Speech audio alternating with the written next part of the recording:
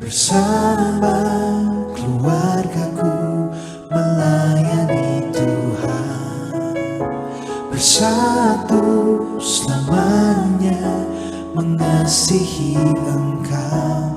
Tiada yang dapat melebihi kasih-Mu ya Tuhan. Kita perlu memahami dulu dasar Alkitabiahnya. Kenapa kita harus memahami perbedaan ini? Kenapa kita harus memahami pasangan kita? Ternyata dalam Kejadian 1:27 dikatakan, laki-laki dan perempuan diciptakannya mereka. Kita kasih pagar di sini, ada yang jenis yang gendernya laki-laki dan ada yang perempuan, seks ya, dari sisi seksnya. Jadi tidak ada dikatakan laki-laki dan laki-laki diciptakannya mereka, tapi dua jenis ini yang diciptakan Allah di Taman Eden. Dan berdasarkan dua hal itu kita melihat ada latar belakang yang memang betul-betul ekstrim berbeda. Berbeda dari sisi apapun, baik itu dari seks, baik itu dari personalitinya, kita masing-masing berbeda, fingerprint kita saja berbeda. Tetapi yang betul-betul kita pahami saat ini, keunikan maupun perbedaan itu merupakan modal di dalam kita membangun keluarga kita. Ada banyak wanita yang dikatakan dari sononya itu lemah lembut. Pria tegas, kita tidak bilang kasar, tegas. Dalam satu rumah tangga, kelemah lembutan itu dibutuhkan ketika anak-anak kita terasa secara empati. Begitu orang yang muncul, bisa jadi itu faktor terbesar adalah dari ibu. Bagaimana seorang anak membangun satu visi dan cita-cita ke depannya, itu modal utama dari ayah. Jadi unik dan berbeda itu melengkapi, menjadi satu yang betul-betul klop dan saling membangun di dalam rumah tangga. Tetapi kita lihat, dua-duanya disejajarkan atau equal. Tidak ada satu wanita menjadi lebih tinggi dari pria. Tidak ada. Alkitab mengatakan laki-laki dan perempuan diciptakannya mereka menjadi satu yang sejajar. Kalau kita mau lihat kita dan pasangan kita saat ini, kita boleh berhenti sejenak di sini. Apakah saya memperlakukan pasangan saya sudah sejajar? Atau saya jadikan dia jadi pembantu? Atau jadikan dia sebagai pimpinan dalam rumah tangga? Ini yang kita harus pahami di titik ini. Mari kita lihat bagaimana perbedaan itu di masing-masing kutub. Kita bicara dari sisi wanita dulu sebelah kiri. Ini bukan berarti terus lady first, bukan. Tetapi ini kita bicara dari kutub yang lebih enak dilihat ya. Kita bicara tentang bagaimana ada 3 keunikan kebutuhan dasar. Baik itu wanita sebagai istri maupun pria sebagai suami. Yang pertama itu kebutuhan emosi, nanti kita akan bicara. Yang kedua tentang bahasa cinta atau love language. Yang ketiga tentang ekspektasi atau harapan. Kita bicara yang pertama dulu. Ketika berbicara tentang kebutuhan emosional, para wanita lebih suka didengarkan. Dari sananya para wanita itu memang secara natur punya keterampilan bahasa lebih tinggi daripada pria. Riset membuktikan itu. 1:8, 1:5. Tetapi wanita lebih cakap berbicara daripada pria. Dan keterampilan itu yang diasah dari mulai kecil. Dia berbicara, dan itu yang kadang-kadang kita sering dengar pemeo, wanita senangnya ngerumpi ya, gitu ya. Tetapi yang mau dikatakan adalah apa yang dikatakan wanita itu kadang-kadang tidak harus memberikan satu solusi. Nah, di tampilan yang berbeda, para bapak-bapak kita yang perkasa itu lebih suka untuk memberikan solusi. Karena dari sananya mereka secara natur lahir sebagai problem solver. Ini yang kadang-kadang menjadi konflik. Ketika wanita merasakan, aku tuh gak butuh kamu ngomong, aku butuh kamu punya telinga, titik gitu. Yang kedua, dia ingin dimengerti. apapun yang dia lakukan, atau kelelahan dia, atau misalnya dia lagi nggak pengen digangguin, dia pengen dipahami, maka dia hanya ingin dimengerti, tidak untuk dinasehati, tidak untuk bombardir dan sebagainya, ingin dinomorsatukan. Ada banyak wanita mengeluh, itu suami saya punya istri pertama pekerjaan. Kalau dia udah kerja, dia udah lupa dengan saya. Kalau dia udah pegang sepedanya, dia udah lupa. Kalau dia udah cuci mobil dan asik berjam-jam dengan mobil, dia udah lupa punya istri. Tahu gitu, mending nggak usah nikah sama saya. Dia tetap ingin dinomorsatukan. Bukan karena pria tidak mencintai, bukan. Tetapi ini secara natur, dia punya kebutuhan emosi. Dan dari sisi pria ingin dipercaya. Karena itu buat para wanita yang setengah jam sekali itu menelpon istri, setengah jam sekali menelpon suami, berhentilah di sini. Karena di area ini suami merasa seperti dikekang, seperti ada tali yang diikat. Tetapi buat para suami juga tampillah sebagai orang yang bisa dipercaya. Jangan kemudian tebar pesona kemana-mana misalnya, karena memang dia baik, perhatian, dan orang menyukai dengan tutur kata kita dan penampilan kita. Ingin dihargai. Ada banyak wanita sekarang ini yang punya kesempatan karir lebih besar daripada para suami. Dan biasanya itu dibawa pulang ke rumah. Begitu sampai di rumah, bisa saja dalam komunikasi dia ingin lebih dihargai, dia ingin lebih dinomorsatukan, dia ingin lebih pakai kata-kata lebih, dia ingin menjadi orang yang benar-benar diakui, dia ingin memimpin keluarga, dia ingin membuat keputusan selalu. Tetapi sayangnya ini justru menghancurkan relasi mereka berdua, karena area laki-laki, kebutuhan emosi laki-laki ingin dihargai sudah dihancurkan begitu saja. Ingin merasa dibutuhkan. Seperkasa apapun wanita, laki-laki butuh wanita yang bersandar di bahunya. Ketika kami baru menikah, saya terbiasa mandiri karena saya menikah sudah 33 tahun. Saya terbiasa dengan apapun sendiri. Bawa mobil kemanapun, seberapa jauh saya oke. Bersihin toren saya oke. Dari mulai depan sampai belakang saya oke. Tapi saya lihat lama-lama Pak Jarod suatu saat tegur saya. Dia katakan, iya ya kamu tuh perkasa banget ya. Itu bukan satu pujian buat saya. Itu satu tamparan buat saya. Walaupun dia ngomong dengan nada yang baik, santun, tetapi bagi saya itu bukan suatu kebanggaan.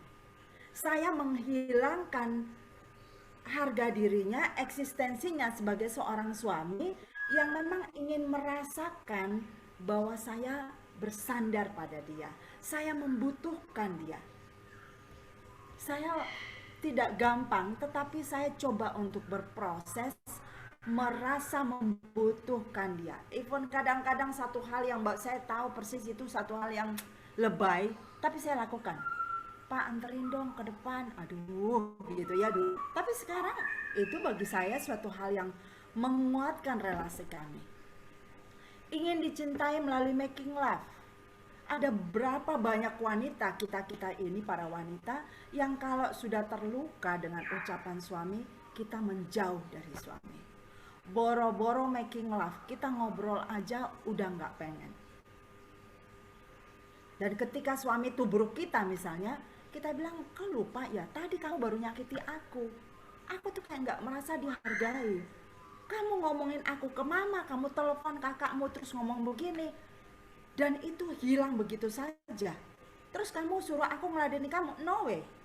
Ada juga wanita diam-diam memberontak dengan jalan, pakai kaos kaki, pakai baju hangat, semua badannya digosokin minyak putih. Karena merasa bahwa aku nggak pengen disentuh.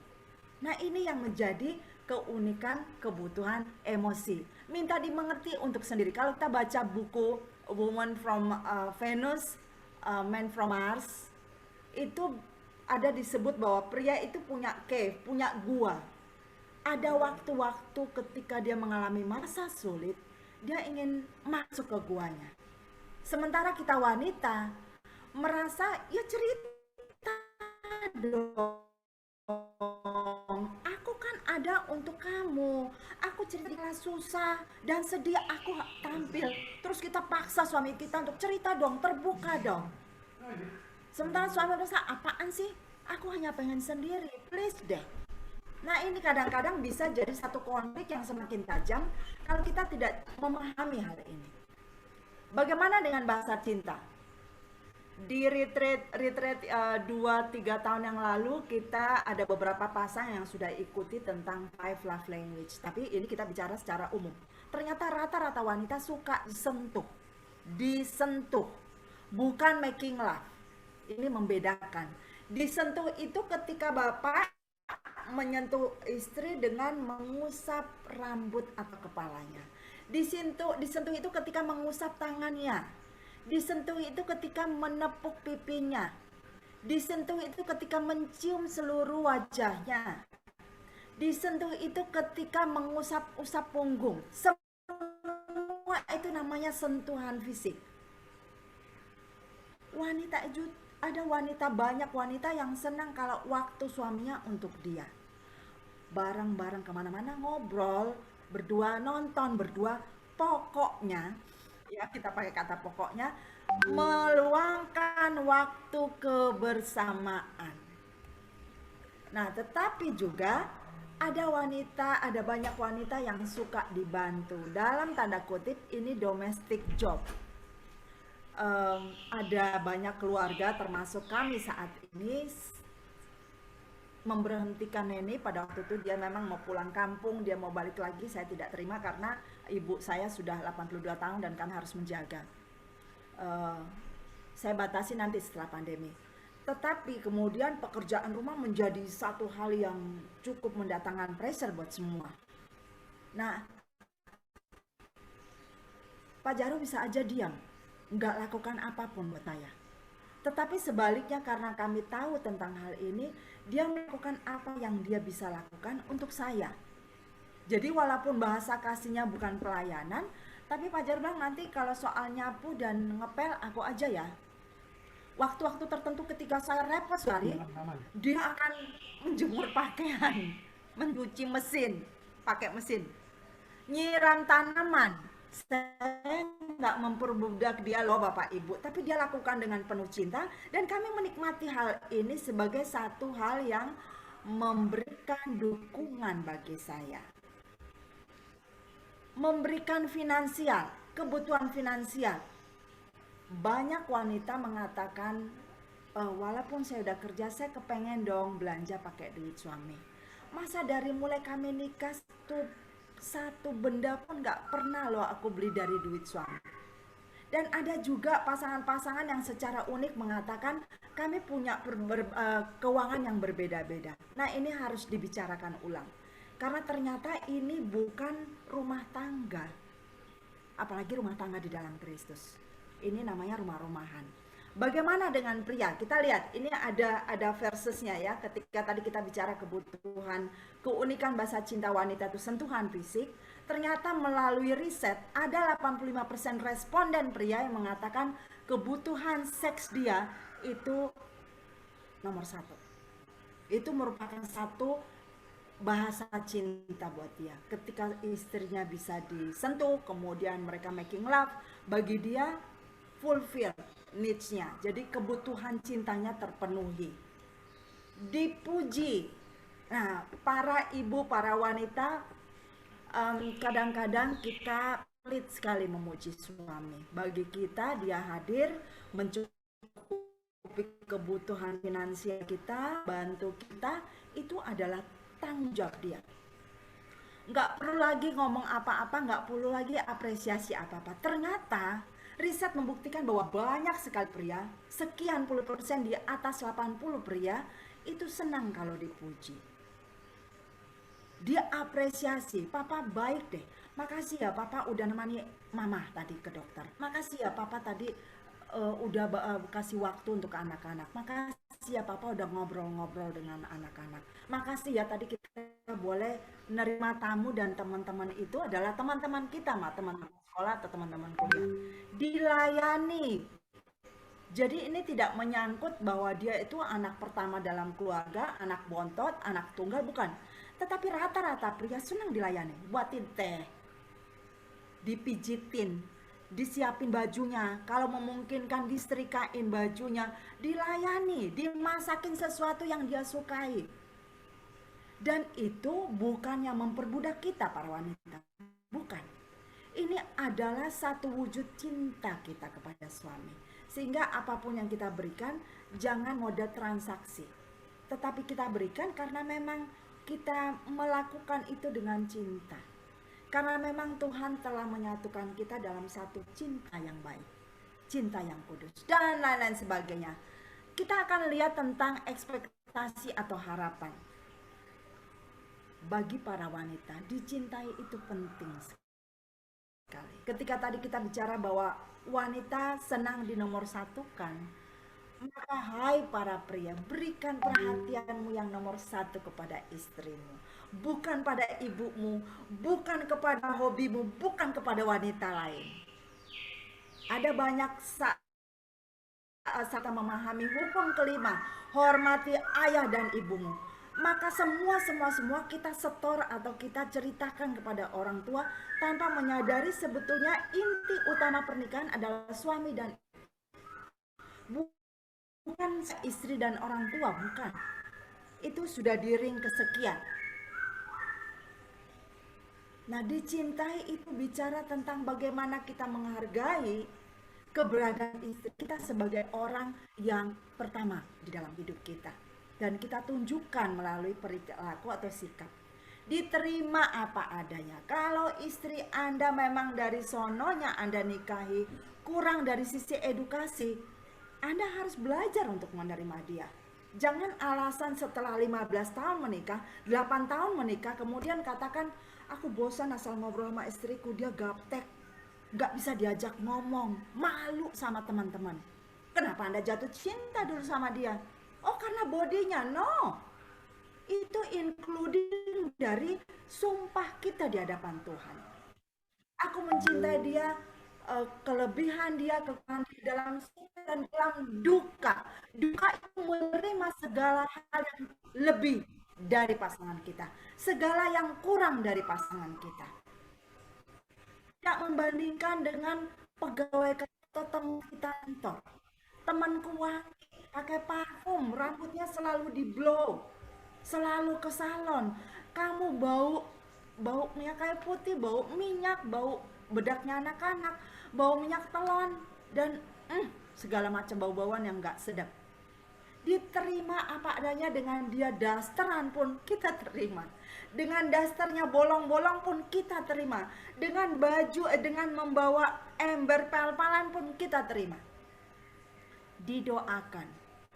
Sehebat apapun level spiritualitas seorang wanita, sebaik apapun, setinggi apapun kedekatan seorang wanita dengan Tuhan, dia tetap membutuhkan prianya atau suaminya mendoakan dia. Untuk itu para suami, pesan yang luar biasa, izinkan istri Anda melihat hadirnya Tuhan melalui doa Anda buat dia.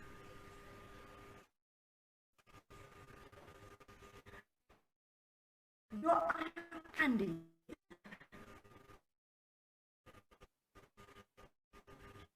Biarlah dia itu tidak hanya dating di luar, bukan. Tetapi ketika kita datang di hadapan Tuhan, di altar Tuhan, kita membawa pasangan kita, yaitu istri kita yang sudah kita menikahi. Kita sudah katakan di hadapan Tuhan bahwa aku akan melindungi dia, Tuhan. Tanda kutip, secara spiritual.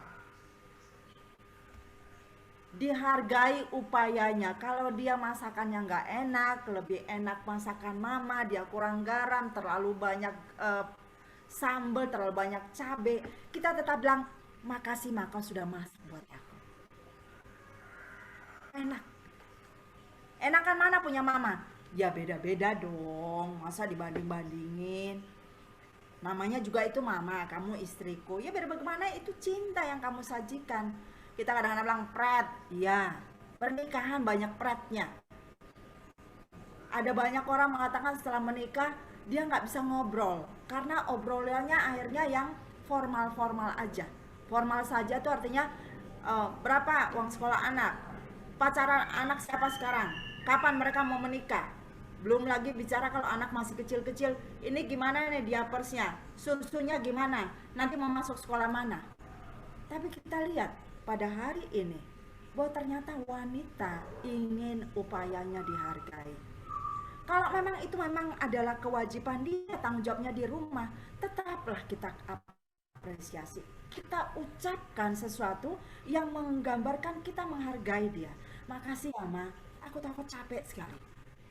Tapi kau tetap buatin teh buat aku, tetap buatin kopi, tetap buatin air minum, tetap bikin pisang goreng.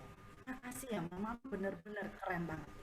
Bagaimana dengan suami? Ternyata para suami kita itu punya harapan dia mandiri. Jadi para wanita kalau misalnya sudah dibujukin oleh mama harus tinggal di rumah orang tua kita, pahami bahwa pria itu sukanya mandiri. Bukan mandi sendiri, tapi mandiri artinya dia berdiri di kakinya sendiri. Jangan membandingkan bahwa coba kalau kamu mau terima dari papa kemarin, kan kita sudah begini-begini. Jangan. Berhenti, jangan mengatakan itu.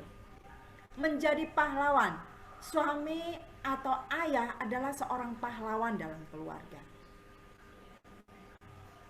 Dia pahlawan di dalam berbagai manifestasi. Entah itu dia pahlawan di dalam keuangan, entah itu dia pahlawan dalam hal emosi, entah itu dia pahlawan dalam hal ngobrol dengan anak tentang visi masa depan, entah itu dia pahlawan dalam mengajak kita semua untuk sama-sama kebaktian. Tetapi pendek kata, pandanglah dia sebagai pahlawan. Dan itu akan membuat dia bangga. Dukungan atas sukses karirnya. Buat kita para wanita yang sudah melahirkan, yang sudah punya anak mulai gede-gede, kita kadang-kadang keletihan dengan mengiringi anak-anak kita. Tetapi tanpa sadar kita belok dari jalan yang seharusnya, yaitu kehadiran kita untuk pasangan kita. Dan kita take it for granted. Ya udah dia kan sudah kerja, ya udahlah dia sendiri yang melakukan itu. Bukan, kita doakan, kita memberikan support, kita memberikan afirmasi, kebanggaan kepada dia, kita suarakan. Tidak hanya kemudian kita posting di Instagram, bukan. Posting di Facebook, bukan. Tetapi di dalam perilaku sehari-hari, ketika dia bilang, "Mah, aku nggak sempat ternyata pergi ke acara anak, ke ngambil rapotnya dia, udah Pak nggak apa-apa." Karena memang suami kita hari itu ada meeting di kantor yang memang tidak bisa diganggu. Dan itu adalah bentuk dukungan suami kita. Kita akan lanjutkan dengan Efesus 5 ayat 33. Pak Jarod silakan.